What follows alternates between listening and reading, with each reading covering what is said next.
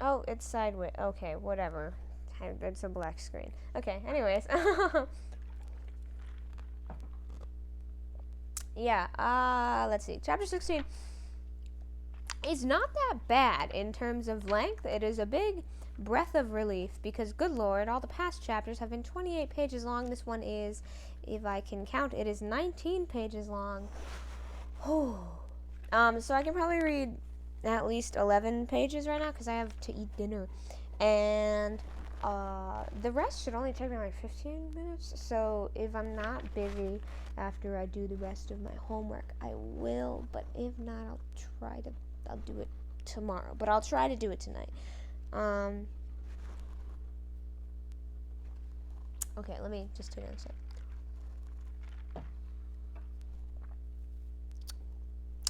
Okay, chapter 16, 340. I think I'm reading to 350, but I don't know. We'll see. Okay.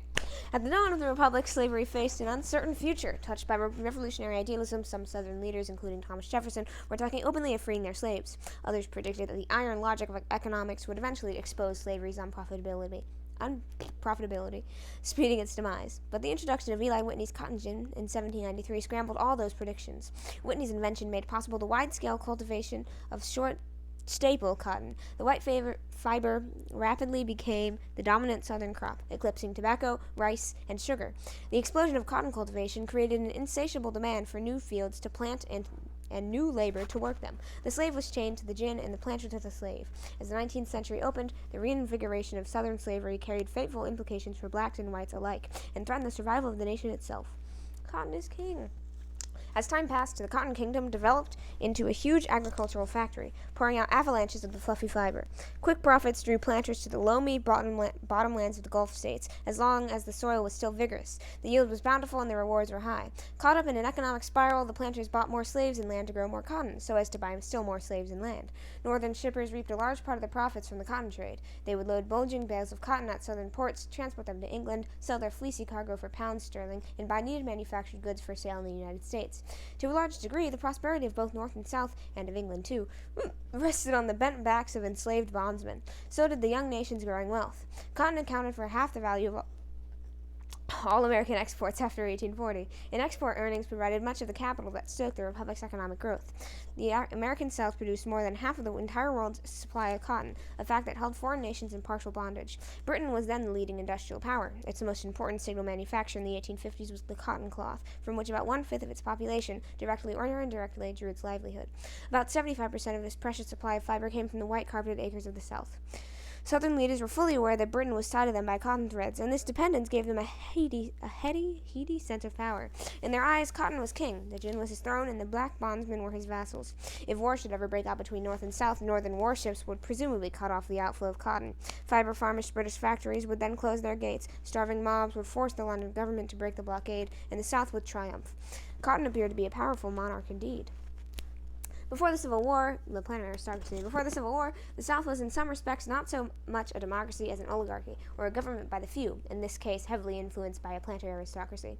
In 1850, only 1,733 families owned more than 100 slaves each, and this select group provided the cream of the political and social leadership of the section and nation.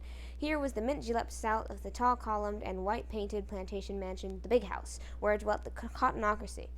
The planter aristocrats, with their blooded horses and Chippendale chairs, enjoyed a lion's share of the southern wealth. They could educate their children in the finest schools, often in the north or abroad. Their money provided the leisure for study, reflection, and statecraft, as was notably true of men like John C. Calhoun and Jefferson Davis. They felt a keen sense of obligation to serve the public. It was no accident that Virginia and the other southern states produced a higher proportion of front-rank statesmen before 1860 than the dollar-grubbing North. But even in its best light, dominance by a favored aristocracy was basically undemocratic. It widened the gap between rich and poor. It hampered tax-supported public education because the rich planters could and did send their children to private institutions. A favorite author of elite Southerners was Sir Walter Scott, whose manors and castles, graced by brave Ivanhoes and fair Rowenas, helped them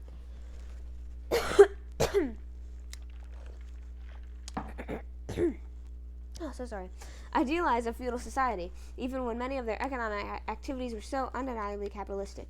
Southern aristocrats who sometimes staged jousting tournaments strove to perpetuate a type of medievalism that had died out in Europe, or was rapidly dying out. Mark Twain later accused Sir Walter Scott of having a hand in starting the Civil War. The British novelist Twain said aroused the Southerners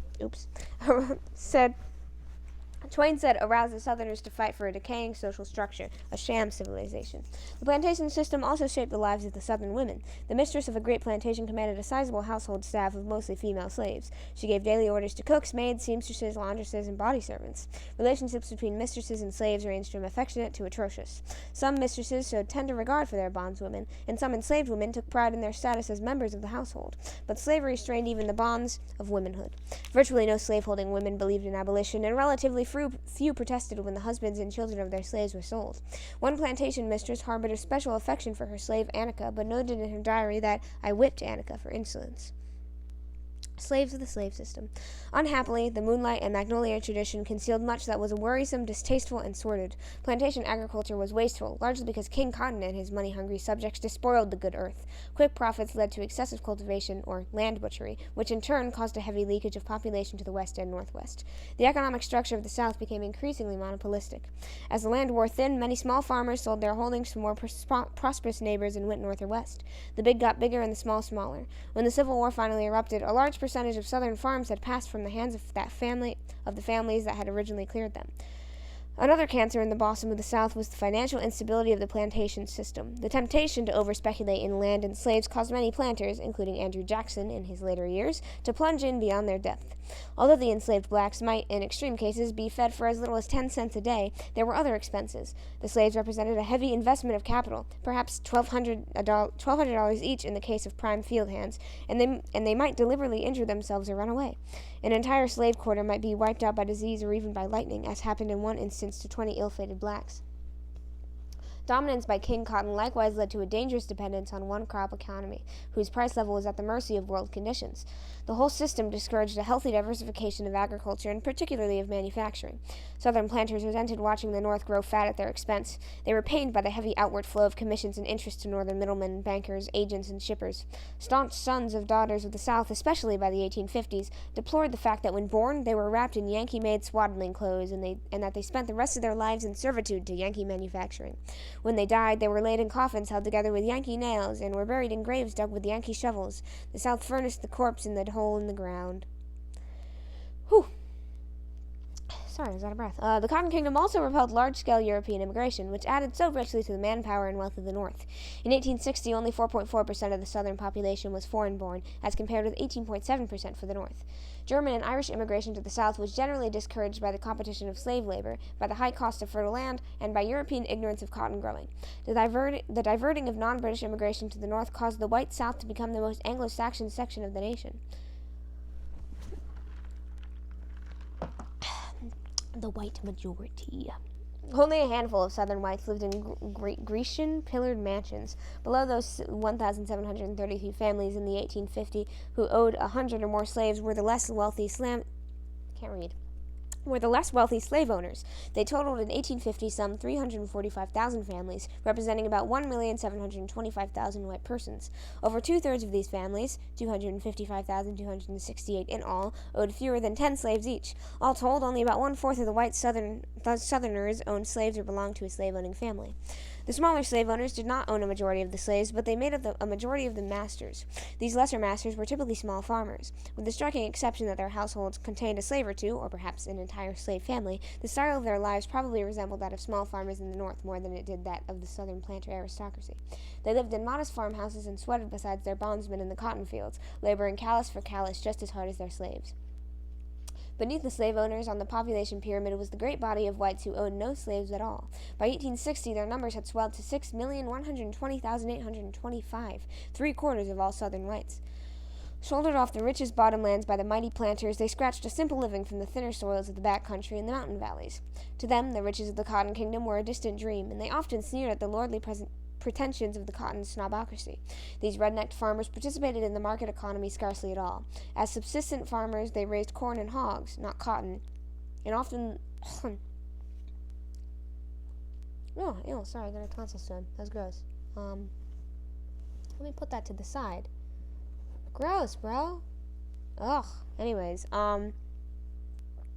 to them, the rich as the cowboys, these redneck farmers participated in the market, described them as subsistent farmers. They raised corn and hogs, not cotton, and often lived isolated lives, punctuated periodically by extended socializing and sermonizing at religious camp meetings.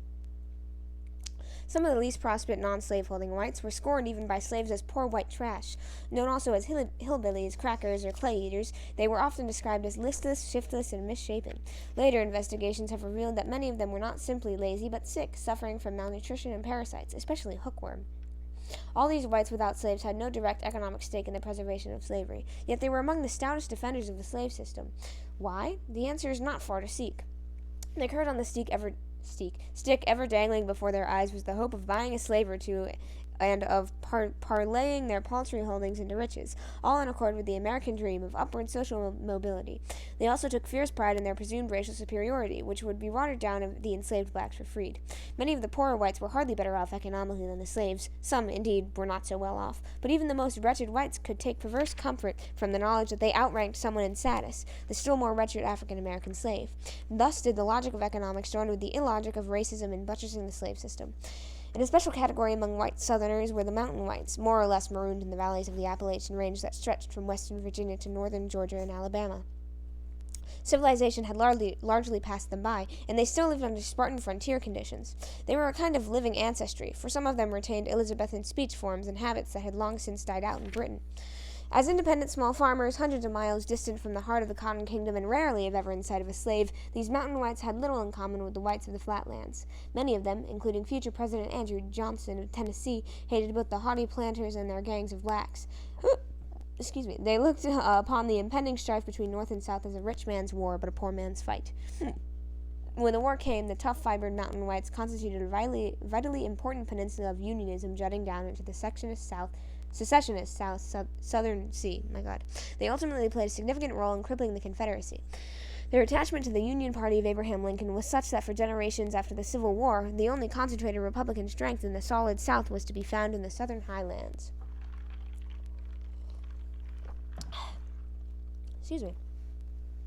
Free blacks, slaves without masters.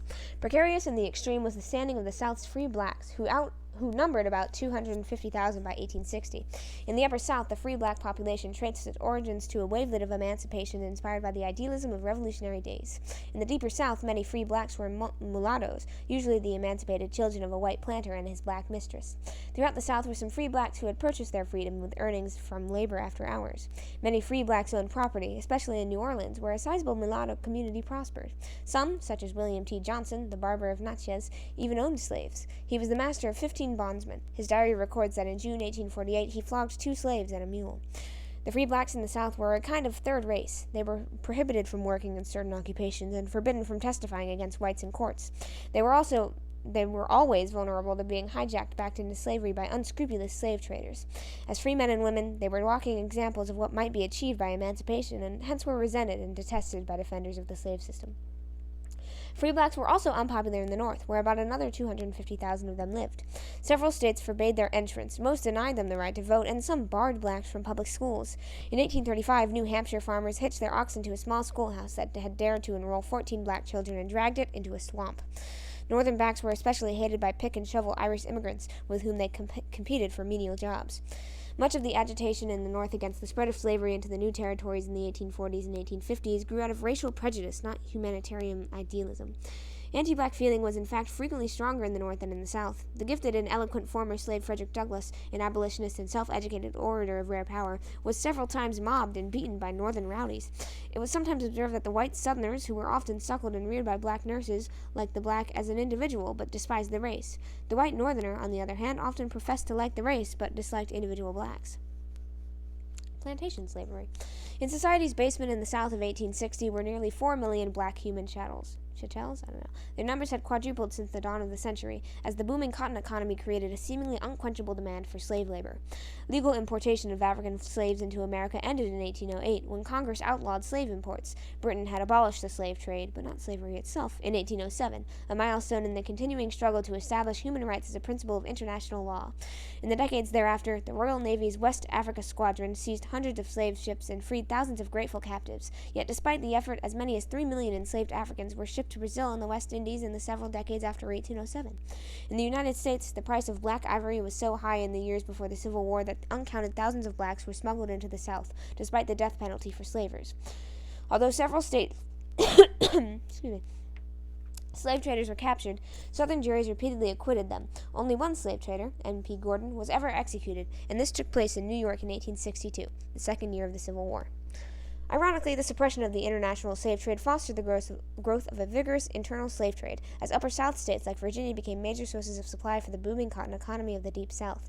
Most of the increase in the slave population in the United States came not from imports, but from natural reproduction, a fact that owed something to the accident of a geography that the slave South lay outside the area where tropical diseases took such a grisly human toll.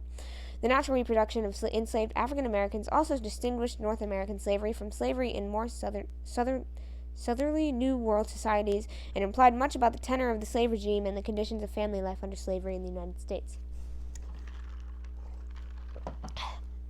Above all, the planters regarded their slaves as investments into which they had sunk nearly $2 billion of their capital by 1860.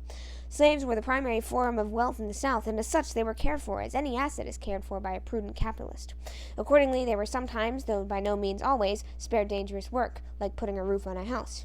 If a neck was going to be broken, the master preferred it to be that of a wage-earning Irish laborer than that of a prime field hand. Worth $1,800 by 1860. A price that had quintupled since 1800.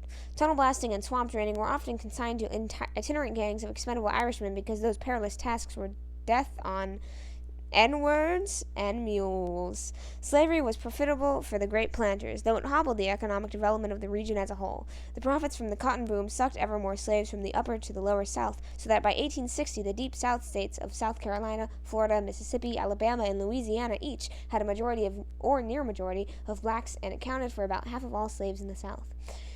Breeding slaves in the way that cattle are bred was not openly encouraged, but thousands of blacks from the soil-exhausted slave states of the Old South, especially tobacco-depleted Virginia, were sold down the river to toil as field gang laborers on the cotton frontier of the lower Mississippi Valley. Women who bore 13 or 14 babies were prized as rattlin' good breeders, and some of these fecund females were promised their freedom when they had produced 10. White masters all too frequently would force their attentions on female slaves, fathering a sizable mulatto population, most of which remained enchained. Slave auctions were brutal sights. The open selling of human flesh under the hammer, sometimes alongside cattle and horses, was among the most revolting aspects of slavery.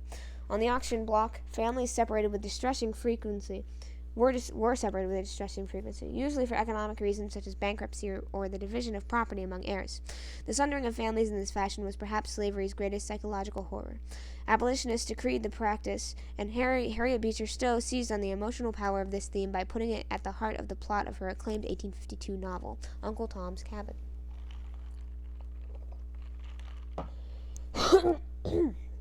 Excuse me. White Southerners often romanticized about the happy life of their singing, dancing, banjo-strumming, joyful darkies. But how did the slaves actually live? There is no simple answer to this question. Conditions varied greatly from region to region, from large plantation to small farm, and from master to master. Everywhere, of course, slavery meant hard work, ignorance, and oppression.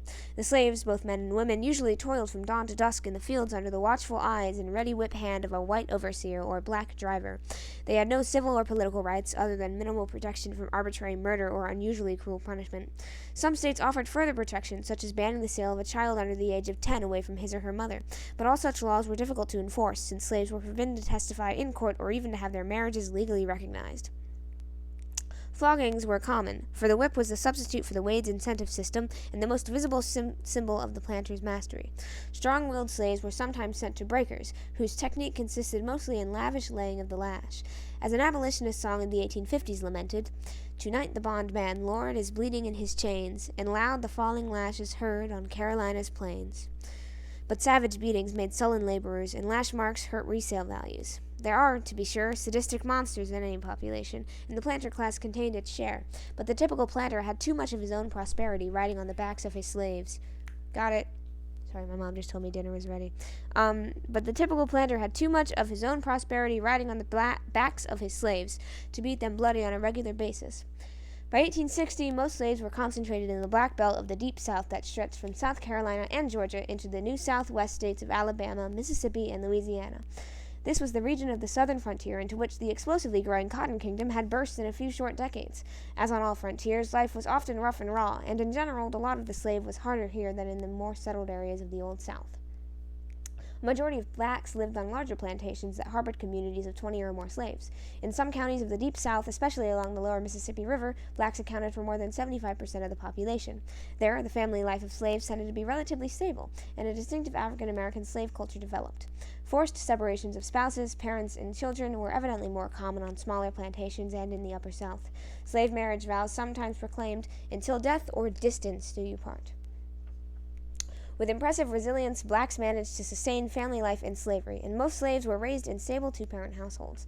Continuity of family identity across generations was evidenced in the widespread practice of naming children for grandparents or adopting the surname not of a current master, but of a forebear's master. African Americans also displayed their African cultural roots when they avoided marriage between first cousins, in contrast to the frequent intermarriage of close relatives among the ingrown planter aristocracy. African roots were also visible in the slaves' religious practices. Though heavily Christianized by the itinerant evangelists of the Second Great Awakening, blacks in slavery molded their own distinctive religious forms from a mixture of Christian and African elements. They emphasized those aspects of Christian heritage that seemed most pertinent to their own situation, especially the captivity of the Israelites in Egypt. One of their most haunting spirituals implored, "Tell old Pharaoh, let my people go." And another lamented, "Nobody knows the trouble I've had, nobody knows but Jesus." African practices also persisted in the responsorial style of preaching, in which the congregation frequently punctuated the minister's remarks with assents and amens, an adaptation of the give and take between caller and dancers in the African ring shout dance. 1, 2, 3, 4, 5. Yeah, okay, so that's about all. There's only 8-ish pages left. 8-ish, and that's not including the struggle to the thinking globally section. But yeah, that's not bad. 20 minutes, wow.